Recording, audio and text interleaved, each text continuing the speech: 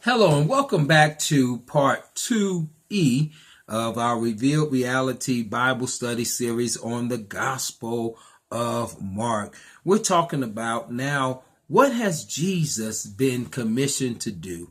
We know he's been commissioned to preach and teach. We know he's been commissioned to cast out demons, as we saw he did in the synagogue. And he's also been commissioned to shake up the status quo. You know, this is what the status quo is, the things that we do by habit, day in, day out, and we accept that this is just the way it is. But Jesus came and said, no, I'm going to shake this thing up. And a prime example of how he shook up the status quo was even in the calling of his disciples. We see this as a powerful story, of Jesus calling people so he can train them how to become fishers of human souls. But this would not have been seen quite as that to the people of that day by the Jewish people to whom he was ministering, and especially by the Roman government. Let me read the text and then we'll talk a little more about it. Verse 16 of chapter 1 reads in this manner: As Jesus passed along the Sea of Galilee, he saw Simon and his brother Andrew casting a net into the sea, because they were fishermen. And Jesus said to them, Follow me, and I will make you fish for people. And immediately they left their nets and followed him. As he went a little farther, he saw James, son of Zebedee, and his brother John, who were in their boat mending the nets. Immediately he called them, and they left their father Zebedee in the boat with the hired men, and they followed Jesus. Now, again, to us, looking through 2,000-year-old lenses, we get hyped up. Jesus, came and he called them and they just walked off their jobs, and we look at it in a spiritualized way. But now, really, let's put it in context. How many of you walked off your job when you became saved? You just gave up your job, gave up your income, abandoned your family, and just started following after. And I don't think too many of you have that testimony. Now, we got to remember Peter and his brothers and, those other fishermen, they were under contract with the Roman government, because you couldn't fish and make a living unless you had a contract with the Roman government. And these contracts were enforced by the local officials that the Roman government would appoint.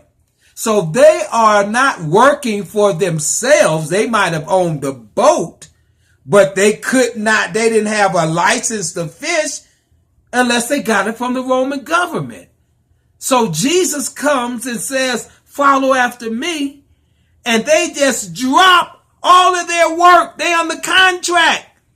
This is how they make their bread and butter. This is how they feed their family. They just drop everything and they start following Jesus. And then when it goes on to say, when he called the second group or whatnot, they left their father in the boat with the hired hands and took off after Jesus. Now, that's a sign that Jesus came to shake up the status quo, because in Jewish culture, to just walk off your job and not be able to provide for your family, that was a no-no. Remember, it's in the Jewish tradition that we get, if a person don't work, they don't eat.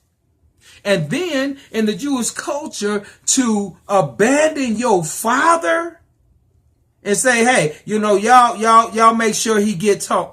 That was a no-no. But we see not only was Jesus commissioned and anointed to preach and teach and to cast out demons, but he was anointed to shake up the status quo. Something about Jesus was so compelling that these men were willing to risk their careers, willing to risk their bread and butter, willing to risk having their contract with the Roman officials canceled, and then being out of work.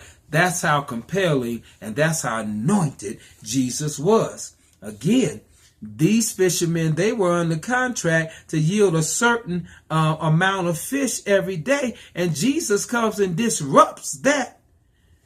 This is suggesting that God's reign, ushered in through Jesus, would seem to even disrupt the social context in which the people existed.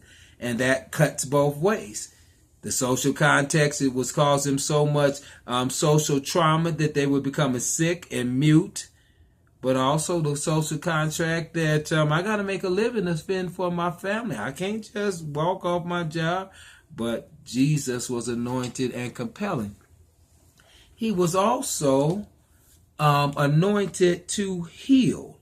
Cast out demon is one thing. Healing is another aspect. And we see that in Mark chapter 1, verse 29. After he had called Peter and John and them, remember, he went to the synagogue where he cast out the man. And then it says in verse 29, as soon as they left the synagogue, they entered the house of Simon and Andrew with James and John. Now Simon's mother-in-law was in bed with a fever, and they told Jesus about it. Jesus came and took her by the hand and lifted her up. Immediately the fever left her, and she began to serve them. Then that evening at sundown, they brought to Jesus all who were sick or possessed with demons, and the whole city was gathered around the door. Jesus cured many who were sick with various diseases and cast out many demons, and he would not permit the demons to speak because they knew him. Excuse me again. Jesus is commissioned to heal. And once it was determined that he had that gift, then people began to come to him from miles around, begging to be healed.